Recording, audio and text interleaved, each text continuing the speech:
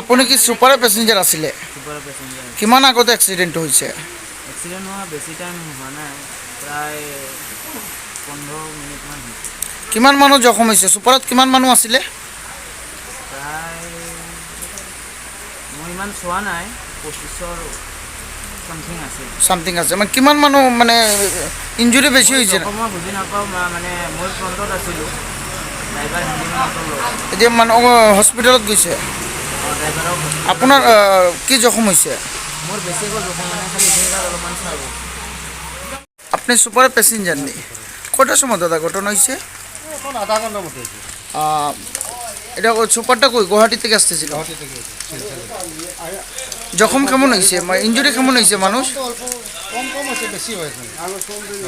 Police প্রশাসন আইসি নেই? না হ্যাঁ বর্তমানে ইঞ্জুরি পেশেন্টগুলো সব মেডিকেলে গেছে। আপনার বাসা কোন জায়গা? লক্ষ্মীপুর আমার।